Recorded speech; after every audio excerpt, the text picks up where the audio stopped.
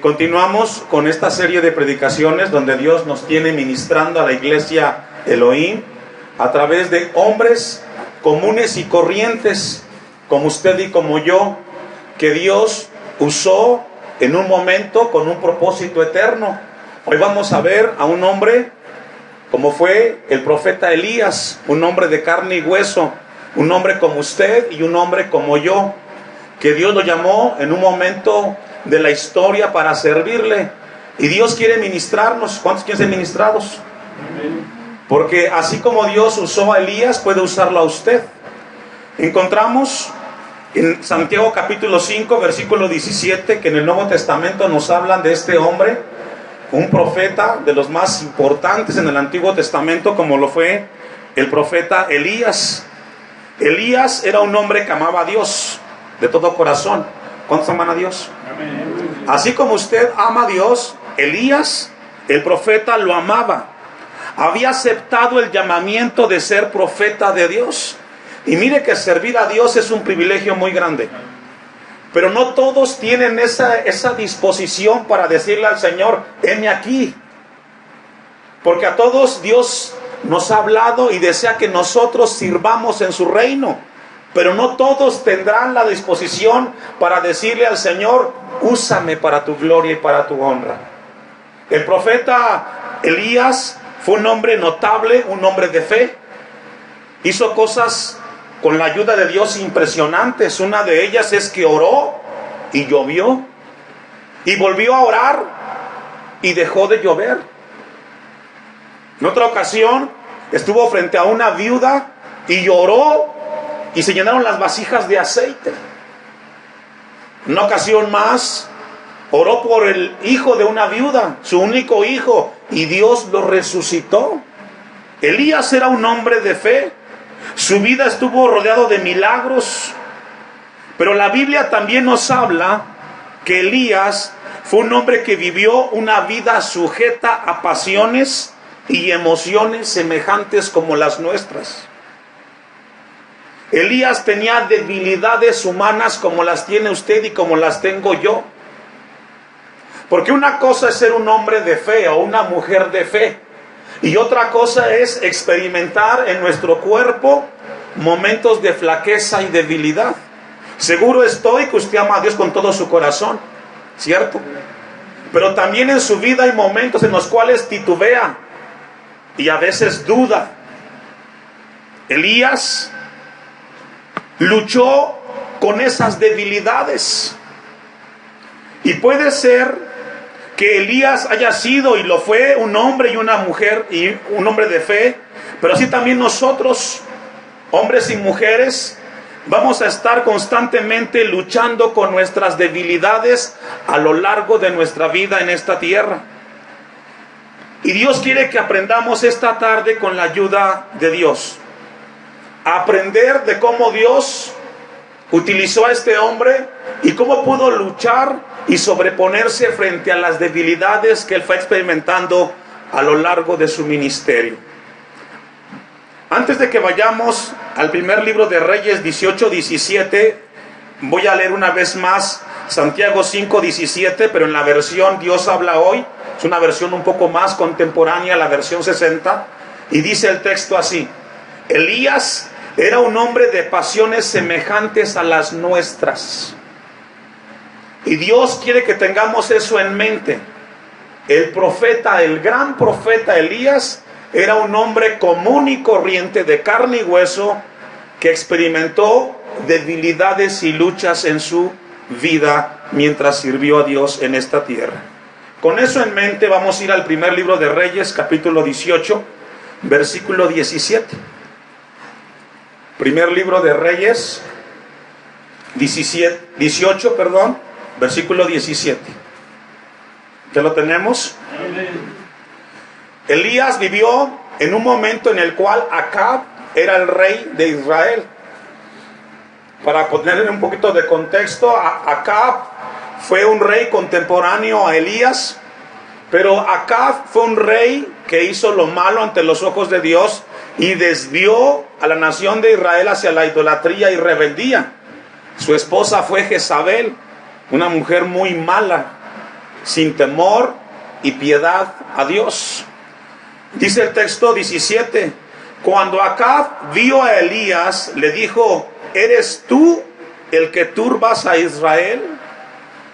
Y encontramos aquí a un rey que responsabiliza al profeta de la condición que vivía la nación de Israel. Y esto suele pasar muchas veces cuando no estamos bien delante de Dios, le echamos la culpa a otro de nuestros problemas. No, hermanos, nosotros somos responsables de nuestra vida espiritual. De buscar a Dios es nuestra responsabilidad. ¿Cuántos dicen amén? Pero encontramos a un rey que le dice al profeta, ¿eres tú el que turbas a Israel?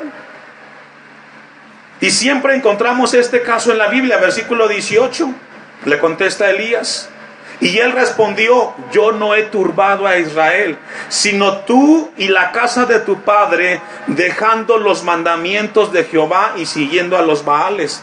El profeta le contesta y le dice a Acab, no, tú eres el responsable, Acab. Y la razón por la cual la nación está como está es porque tú abandonaste, ¿qué, hermanos? Los mandamientos ¿de quién? De Dios. Cuando uno abandona la palabra de Dios, la familia, la iglesia comienza a buscar cosas que antes no buscaba. Hermano, hermana, que somos la cabeza en el hogar. Si nosotros menguamos, nuestra familia también se alejará de Dios. Manténgase firme en el Señor, porque su familia lo va a seguir a usted. Donde usted lo lleve, ahí estarán sus hijos. Amén. Amén. Versículo 19. Envía pues ahora y congrégame a todo Israel en el monte Carmelo, y los 450 profetas de Baal y los 400 profetas de Acera que comen de la mesa de Jezabel. Jezabel era la esposa de Acab. Quien sostenía y mantenía a los profetas idólatras era la esposa del rey. Constantemente yo suelo decir esto: la mujer es la clave o el clavo para que las cosas caminen bien en el hogar. Si la mujer es temerosa de Dios, impulsará al esposo a que busquen a Dios. Si la mujer no tiene temor de Dios, alejará a la familia de las cosas de Dios. Así es de que, hermanas, Dios deposita en ustedes una bendición, pero también una responsabilidad de alentar al hermano, al varón, para que busquen de Dios. Amén. 850 profetas idólatras. Y encontramos a un profeta, Elías, que le dice al rey, ahora congrégamelos. En el tiempo del Antiguo Testamento, Dios ministraba al pueblo a través del rey y a través del profeta. Solamente a través de ellos les hablaba, pero también a través del sacerdote. Entonces encontramos a un profeta que le dice al rey, fíjese, me vas a juntar a todos los israelitas acá, los quiero en el monte Carmelo. ¿Y qué cree que pasó, hermanos? ¿Obedeció el rey? ¿Usted qué cree? La respuesta es que sí. ¿Sabe por qué? Porque el rey sabía que la palabra del profeta era palabra de Dios. Y en el versículo que sigue, en el versículo 20, encontramos que continúa narrando la historia. Elías y los profetas de Baal. Entonces dice, Acab convocó a todos los hijos de Israel y reunió a los profetas en el monte Carmelo. Imagínense esa escena, toda la gente del reino de Israel están ubicados en un monte y el profeta les va a hablar de parte de Dios, va a confrontarlos. Y mire lo que dice la palabra que confrontó el profeta a una nación que estaba viviendo lejos de Dios. Versículo 21. Y acercándose Elías a todo el pueblo dijo, ¿hasta cuándo claudicaréis vosotros? ¿Me ayuda a leer? Hasta ahí, hermanos. Y no hay peor cosa que vivir en dos pensamientos. No hay peor lugar para un cristiano que estar viviendo con un pie afuera y un pie adentro de las cosas de Dios. ¿Hasta cuándo? ¿Hasta cuándo estarás viviendo en dos pensamientos? Esta tarde Dios nos habla a nosotros a no vivir en dos pensamientos. Si estás en las cosas de Dios, afiánzate. Amén. Amén. No estés dudando, porque la duda nunca te dejará crecer. La duda nunca te dejará servir con gozo y amor en las cosas de Dios. La duda nunca te va a permitir disfrutar la vida en Cristo Jesús. ¿Hasta cuándo? ¿Hasta cuándo, dice el texto, claudicaréis vosotros entre dos pensamientos? Santiago 1:8. Dejemos un apartado ahí y vamos a ir a Santiago 1:8. Vemos a un profeta, Elías, frente al pueblo de Israel, confrontándolo a dejar de dudar y de vivir en dos pensamientos. Santiago 1:8, ¿lo tiene, hermanos? Amén. El hombre de doble ánimo, ¿me ayuda a leer? ¿En cuántos, hermanos? En todos sus caminos. Un cristiano que está en dos pensamientos va a ser inconstante. Medio va a leer la Biblia, medio va a orar, medio se va a congregar, medio se va a comprometer. ¿Sabe por qué? Porque no está seguro de seguir a Cristo. Duda en su corazón.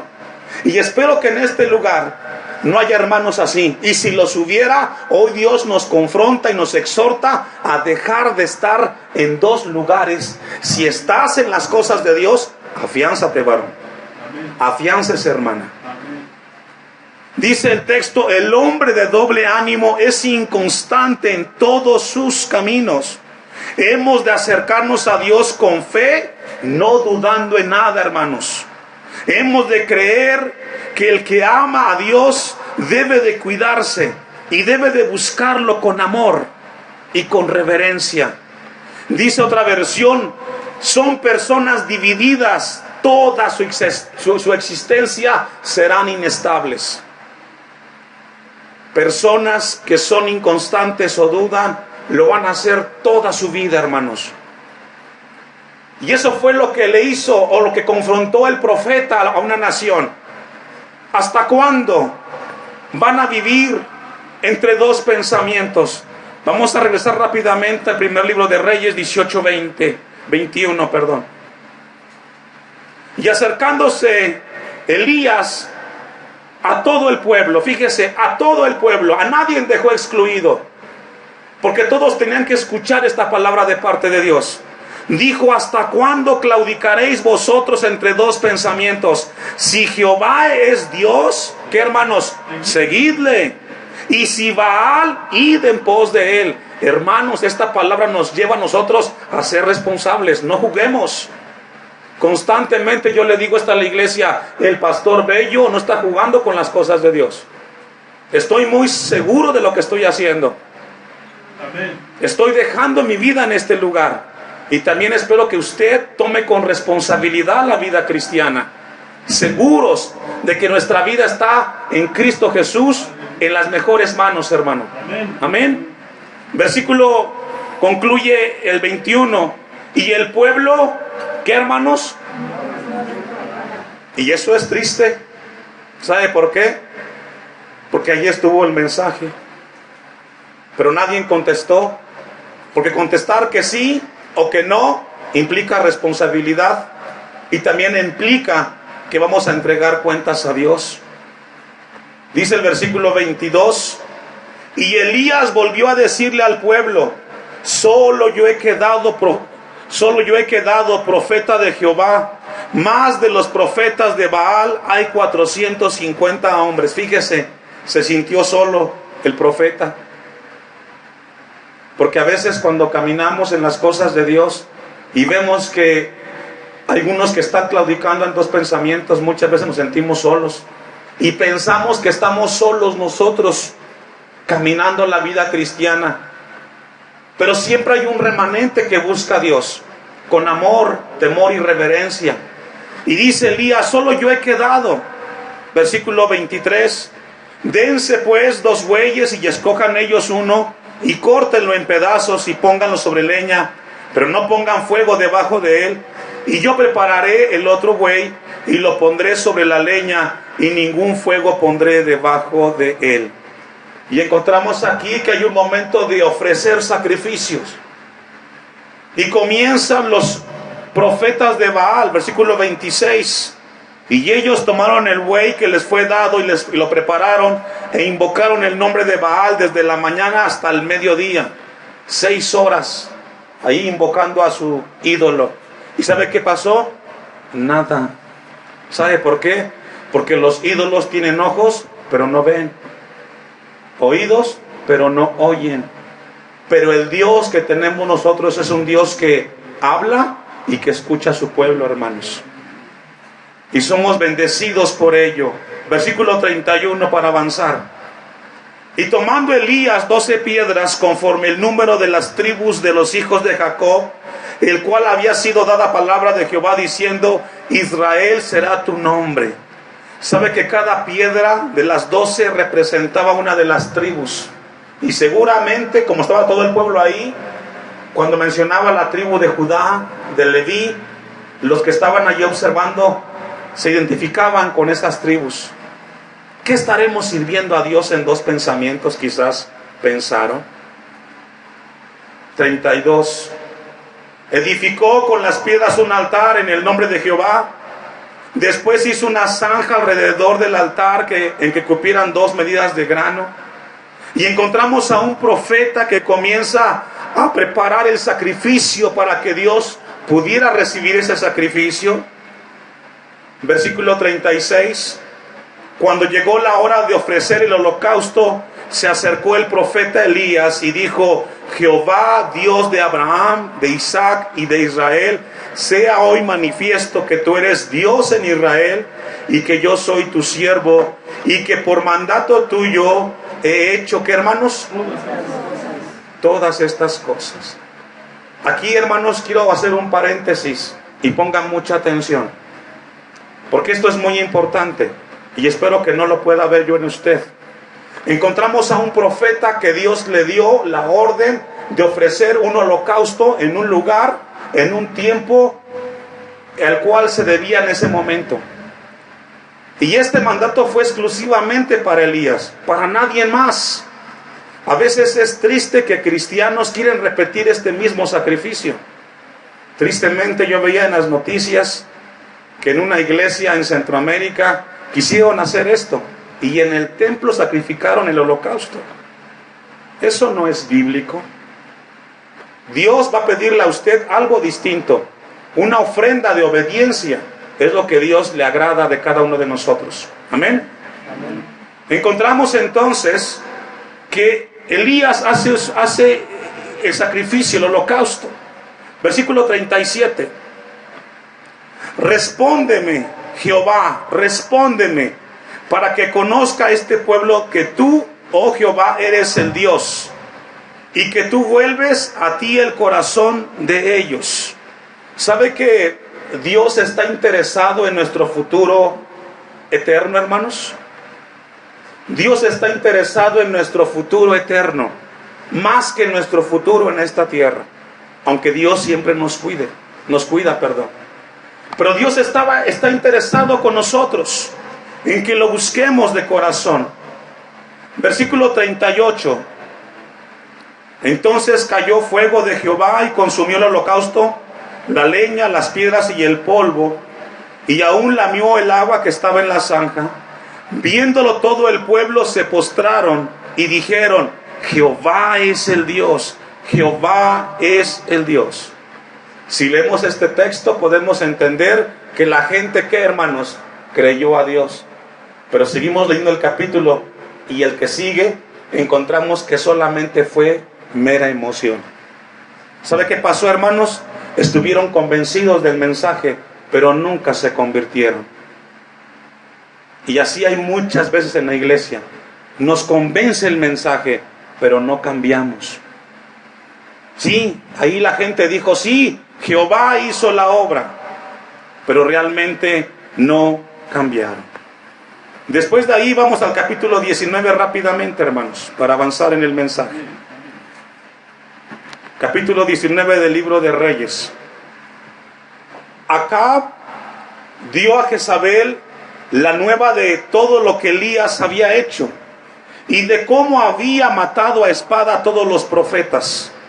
Entonces envió Jezabel a Elías un mensajero diciendo, en el capítulo 18 encontramos un hombre de Dios, un hombre de fe, obedeciendo a Dios y Dios respaldando su ministerio. Fue el punto más alto de Elías como profeta. Pero encontramos en el capítulo 19 que es enviado un mensajero de parte de Jezabel para que le dé un mensaje al profeta. Y dice el texto 2, así me hagan los dioses y aún me añadan, si mañana a estas horas yo no he puesto tu persona como la de uno de ellos. Encontramos a Jezabel que amenaza de muerte al profeta Elías. Y ese mensaje, hermanos, produjo algo en el corazón del profeta. Un hombre sujeto a pasiones. Ese mensaje lo hizo titubear en su llamado. Y dice el versículo 3, viendo pues el peligro, se levantó y se fue. ¿Para dónde, hermanos? Una pregunta que surge aquí. ¿Qué no Dios es más poderoso que Jezabel? ¿Qué Dios no es más poderoso que cualquier ser humano? La respuesta es sí. Nuestro Dios es poderoso. Y si Dios lo defendió frente a los profetas de Baal, ¿por qué no lo defendería frente a las amenazas de esta mujer? ¿Sabe qué pasó, hermanos? Que el profeta Elías comenzó a quitar su mirada y dejó de confiar en Dios y comenzó a confiar en sus fuerzas. Cuando Elías dejó de mirar con fe el llamado que tenía, le pasó lo que a Pedro. Comenzó a hundirse y a hundirse y a hundirse. No hay peor condición, hermanos. No hay peor condición, iglesia, para un cristiano que vivir esta vida por vista y no por fe. Cuando vivimos la vida cristiana solamente viendo las cosas, comenzamos a experimentar miedos y temores. Vamos a ir a Mateo, capítulo 14, versículo 30. Evangelio según Mateo, capítulo 14, versículo 30. Amén. Bendito sea Dios para siempre, hermanos. Amén. Vamos a leer un poquito atrás para entender el pasaje. Encontramos aquí de que Jesús anda sobre el mar. Ese es el contexto. Versículo 25. Mas a la cuarta vigilia de la noche, Jesús vino a ellos andando sobre el mar. Y los discípulos, viéndole andar sobre el mar, se turbaron diciendo, un fantasma, y dieron voces de miedo. Pero enseguida Jesús le habló diciendo, tened ánimo, yo soy, no temáis. Entonces le respondió Pedro y dijo, Señor, si eres tú, manda que yo vaya a ti sobre las aguas. Y él dijo, ven. Y descendió Pedro de la barca, andaba sobre las aguas para ir a Jesús. Eso es caminar por fe, poniendo los ojos en el autor y consumador de la fe, que es Jesucristo. Caminar por fe significa confiando en las promesas del Altísimo. ¿Cuántos confiamos en Dios? Las promesas de Dios son fieles, hermanos. Nunca cambian y nunca pasarán. Y encontramos a un apóstol Pedro mirando, porque Jesús le dijo, ven hacia donde yo estoy, y él comienza a caminar por fe. Pero dice el versículo 30, pero al ver el fuerte viento, ¿qué pasó, hermanos? Tuvo miedo y comenzó a hundirse, dio voces diciendo, Señor, sálvame. Y el fuerte viento, hermanos, son aquellas circunstancias de la vida, problemas, luchas, que cuando vienen a nuestras vidas dejamos de mirar a Cristo y miramos el problema más grande de lo que realmente es. Muchas veces Estamos como Pedro. Comenzamos a caminar bien, pero de repente algo sucedió. Por alguna razón dejamos de ver a Cristo y ahora comenzamos a ver los problemas más grandes. Y a veces pensamos y decimos, no tiene sentido ir al templo. ¿Para qué tantas cosas de Dios? ¿Para qué buscamos consagrarnos? ¿Para qué tanto esfuerzo? Y comenzamos a ver las cosas más grandes de las que son, cuando el más grande se llama Jesucristo. Esta tarde Dios nos habla. Probablemente te estás hundiendo y han llegado a tu vida temores y miedos, y quizás has pensado en regresar. No lo hagas, hermano, porque el mejor lugar para ti, para tu familia, es cerca de Cristo Jesús. No quites tu mirada en Cristo Jesús.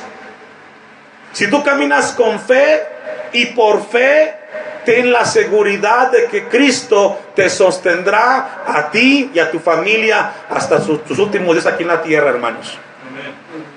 Pero el fuerte viento vino y sopló. Ese fuerte viento te hizo titubear al apóstol Pedro. Y dice el versículo, y comenzó a hundirse. Y cuando comenzó a hundirse, pensó que el agua lo iba a ahogar. Cuando quitamos la mirada de Cristo Jesús, comenzamos que estamos a punto de ahogarnos. Y los problemas nos asfixian. Y las circunstancias nos hacen titubear. Y fue lo que le pasó al profeta Elías. Un hombre de fe, pero que era un hombre como usted y como yo, que tuvo que luchar contra sus debilidades. Esta tarde Dios nos llama a nosotros: lucha contra tus debilidades y afiánzate en Cristo Jesús. Amén. No dejes que la duda te arrastre y no veas los problemas más grandes de lo que son. Los problemas son problemas y todos tienen solución en Cristo Jesús. Porque los que aman a Dios, ¿qué, hermanos? Todas las cosas ayudan para bien, y todas son todas, hermanos. Amén. Génesis capítulo 13, versículo 10. Libro de Génesis capítulo 13, versículo 10. Hasta ese momento Elías se había sostenido por fe y en fe, mirando al Dios vivo. Pero ahora ha perdido de vista. Y una mujer cruel como Jezabel manda avisos y comienza a experimentar miedos. Y ahora las cosas las ve más grandes Elías. Ve los problemas enormes y gigantes. Y encontramos en Génesis capítulo 13, versículo 10, a un hombre que miró por vista y no por fe. Y fue el caso de Lot. Y ya saben la historia, lo que le sucedió al final a Lot y a su familia. Aquí el contexto es de que Lot era familiar de Abraham, era su sobrino, ¿cierto? Y caminaron juntos por mucho tiempo. Pero llegó el momento que se iban a separar. Y entonces Abraham le dice a Lot: ve hacia el frente, Lot, ve hacia tus lados y toma la decisión. Y si tú decides irte para allá, yo me voy para este lado, pero que no haya problemas entre nosotros. Eso es algo sabio, hermanos. En cada problema siempre hay solución. Versículo 10, es el contexto. Y alzó Lot sus ojos y vio toda la llanura del Jordán, que toda ella era de riego como el huerto de Jehová, como la tierra de Egipto en la dirección de Zoar, antes que destruyese a Jehová a Sodoma y a Gomorra. Y encontramos a un Lot que dijo: hacia allá hay tierras de riego. Y se dejó impresionar por la vista, pero nunca vio espiritualmente que en esa llanura había gente de Sodoma y Gomorra, donde el pecado era muy grande, hermanos. Cuando nosotros perdemos de vista las cosas, no medimos los peligros. Y fue lo que le pasó al profeta Elías cuando sintió el problema que estaba viviendo. Vamos a regresar al libro de Reyes, capítulo 19, para ir concluyendo esta tarde. El primer libro de Reyes, capítulo 19. Y dice el versículo 4: y él se fue por el desierto un día de camino, y vino y se sentó debajo de un enebro, y deseando, ¿qué, hermanos? El gran hombre de Dios, el hombre de fe, el que hizo llover, el que hizo parar la lluvia, el hombre que Dios usó para resucitar a un niño, hijo de una viuda, ahora está abajo de un enebro, de un arbolito, de un arbusto, y desea, ¿qué, hermanos? Morirse. Y así nos pasa muchas veces, hombres y mujeres con mucha fe, pero de repente vino un problema y estás abajo de un árbol y deseas que no amanezca. ¿Qué voy a hacer con el problema que tengo? ¿Cómo lo voy a resolver? Y sabe que eso lo vivió Elías, un hombre de carne y hueso como usted y como yo, sujeto a pasiones, dice Santiago. Ahí estaba, frustrado, desanimado, dice el texto, y deseando morirse, dijo: basta ya, oh Jehová, quítame la vida, pues no soy yo mejor que mis padres. Y aquí, como muchos cristianos: Señor, llévame mejor a tu presencia, ya no quiero más problemas en esta tierra. Hermanos, si Dios nos trajo a este mundo en este tiempo, es para dar testimonio de la grandeza de Dios. Confiemos en Él y no dudemos. Si tienes debilidades, si esta tarde has llegado a este lugar y quizás viniste con el deseo de que Dios te hablara, Dios te está hablando. No estés en dos pensamientos, afiánzate. Y número 2, pon tu mirada en las cosas de Dios. Camina por fe y no por vista. Afiánzate en el Señor. Y no veas problemas donde no los hay. Todos tienen en Cristo Jesús solución. Y no permitas que las circunstancias te hagan sentir chiquito. A veces hay problemas que los vemos tan grandes y unos tan pequeñitos. ¿Cómo los resolvemos? Y ahí estaba el profeta, deseando morirse. Quítame la vida. Versículo 5.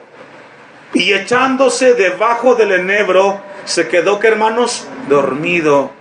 Y sabe que los problemas, muchas veces queremos dormir más y pensamos que durmiendo más van a pasar los problemas. No, hermanos. Los problemas hay que enfrentarlos en el nombre de Jesús. Y hay que resolverlos confiando en sus promesas. Se durmió.